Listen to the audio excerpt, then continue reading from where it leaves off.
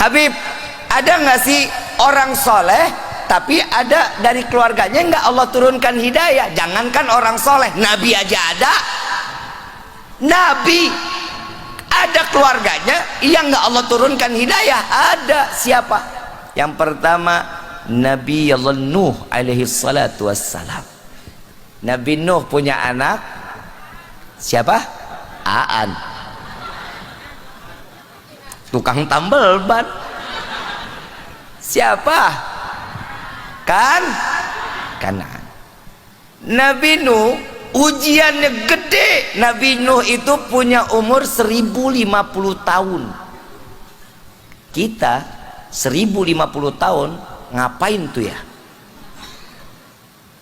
1050 tahun umur Nabi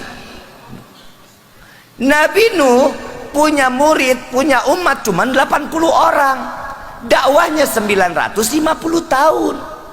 Kebayang kalau kita punya pondok, kita punya madrasah 10 tahun sekali aja cuman dapat santri satu, hancur.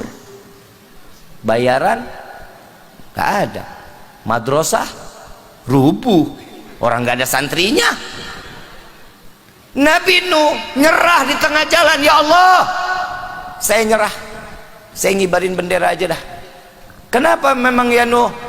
Ini umat udah pada kurang ajar. Diajak nggak mau, semasa setiap 100 tahun yang datang cuma satu. Ya Allah, udah binasain umatnya. Nabi Nuh minta dibinasain umatnya. Allah jawab, Nuh mau dibinasain, udah nggak sanggup. Iya ya Allah, ya udah bikin perahu. Bikin perahu ya Allah, dari apa? Kayu. Kayunya dari mana ya Allah? Dari pohon. Pohonnya dari mana? Dikasih sama Allah tuh bibitnya, tanam. Nabi Nuh, Allah tahu betul Nabi Nuh ini udah nggak sanggup. Allah mau turunin banjir, Allah mau turunin azab sebentaran, tapi Allah menguji Nabi Nuh untuk diberikan satu ujian agar dia ditambahkan kesabarannya di hadapan Allah. Suruh nanam dulu. Kita mau makan nasi, nyari beras gampang nggak di pasar? Coba kalau model kita kayak Nabi Nuh, mau makan tanam dulu tuh padi, mati masal kita lah. Orang panen 3 bulan sekali, kadang 6 bulan. Ini Nabi Nuh suruh nanam pohon, begitu tanam pohon tebang jadiin kayu. Udah nunggunya lama, ngebangunnya lama. Umatnya apa bilang? Yang kafir ini pada bilang, lihat tuh, Nuh makin gila. Nuh makin ngebangun perahu di tengah kota. Kalau zaman dulu pusat perniagaan atau pasar itu disebutnya kota, paham? Jangan kayak netizen maha benar. Kadang saya lagi ngomong begini, mana ada zaman Nabi Nuh kota, tolol. Namanya orang yang namanya kota itu pusat perniagaan. Di Tegal ada kotanya nggak? Di mana? Dekat apa jauh? Jauh. Di situ ada gedung nggak? Ada bank nggak? Ada pasar nggak? Ada swalayan nggak? Entu namanya kok. Kalau mau kota beneran Jakarta noh. Betul nggak? Cerdas. Ngapa cerdas dikit jadi orang jangan bloon-bloon amat. Nah, Nabi Nuh udah ngebangun perahu, lantai pertama udah jadi. Umat yang kafir kurang ajar, dia buang air kecil, buang air besar di perahu Nabi Nuh. MCK. Sekali, 2 kali, semua sampai dak terakhir naik. Ini kotoran udah numpuk. Ada yang mau berenang nggak lu? Ada ada air pipis, semuanya. Terakhir ada orang lumpuh, gedek banget sama Nabi Nuh.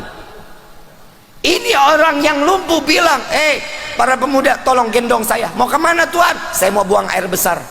Di mana? Di kapal Nabi Nuh. Ini ada kamar mandi. Nggak mau, saya mau jadi situ. Emang dasar udah benci banget orang.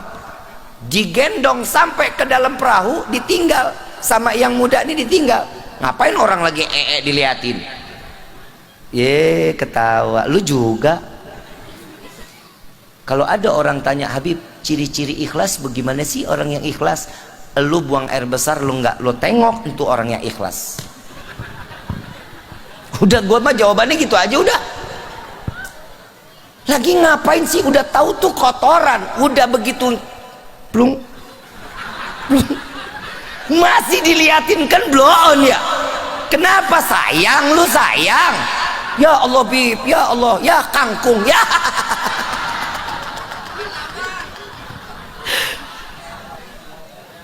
Ciri-ciri orang ikhlas begitu dia buang kotoran, madep, gak mau lihat walaupun penasaran. Udah lu ketawa, lu begitu kan? Sama gua.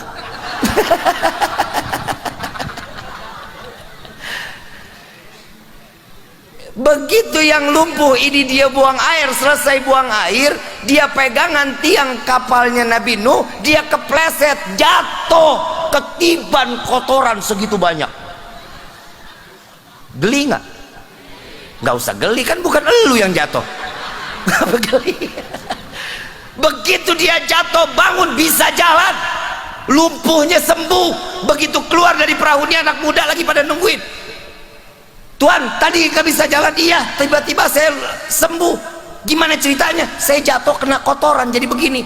Masih banyak lah. Umumin sama semuanya.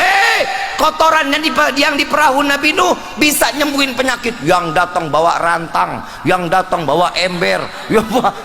Dia yang kotorin, dia yang tuh. Kalau Allah sudah punya mau, jangan khawatir.